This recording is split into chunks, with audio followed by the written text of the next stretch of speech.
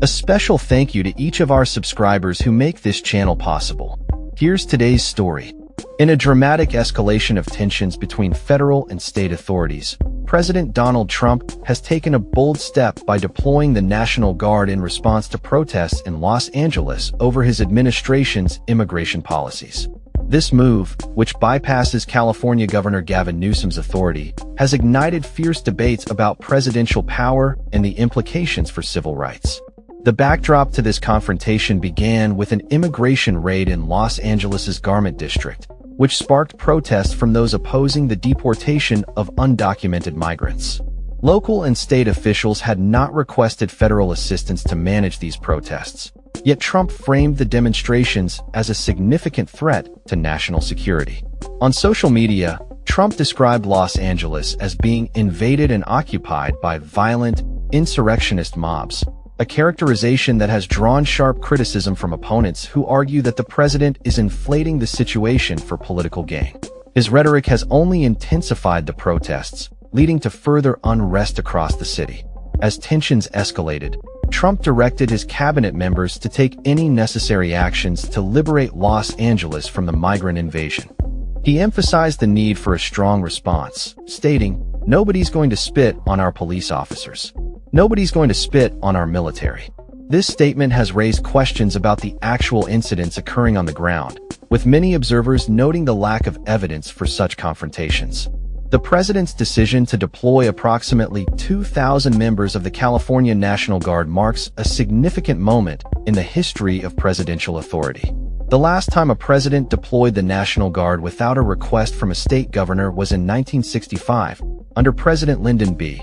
Johnson, who did so to protect civil rights demonstrators in Alabama. This historical parallel highlights the contentious nature of Trump's actions and the potential ramifications for the balance of power between state and federal governments.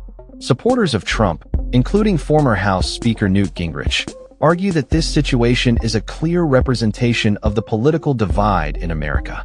Gingrich stated, "One side is for enforcing the law and protecting Americans, and the other side is for defending illegals and being on the side of the people who break the law."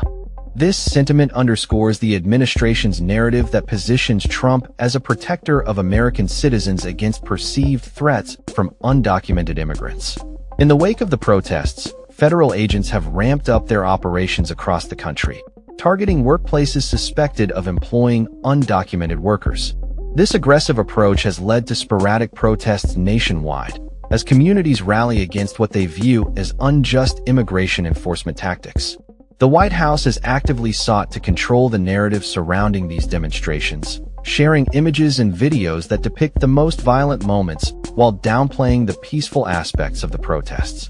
White House Press Secretary Caroline Leavitt claimed that illegal criminal aliens and violent mobs have been committing arson, throwing rocks at vehicles, and attacking federal law enforcement for days, further emphasizing the administration's framing of the situation as a national crisis.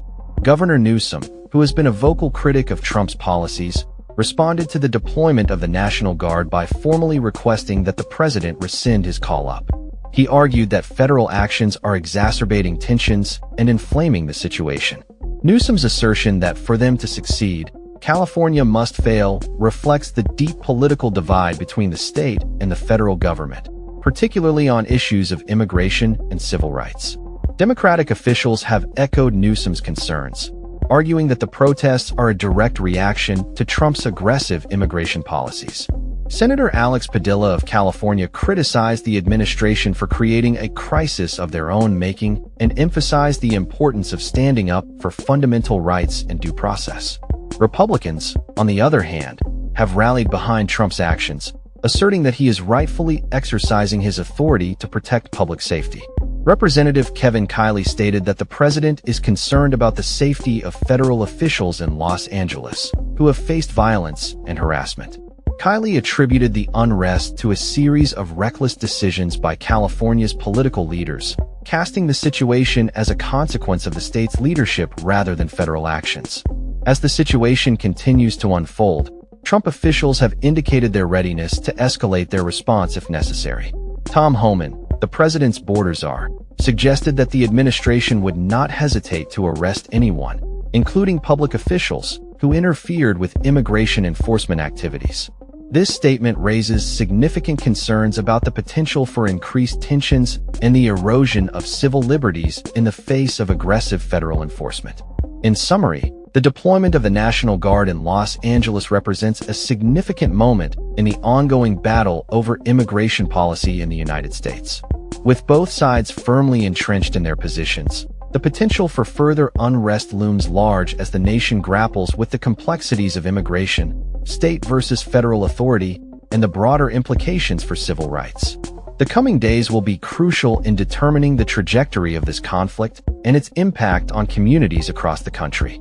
That's all for this story. We upload videos every day covering many different subjects, so hit that subscribe button to stay informed. Thanks for watching.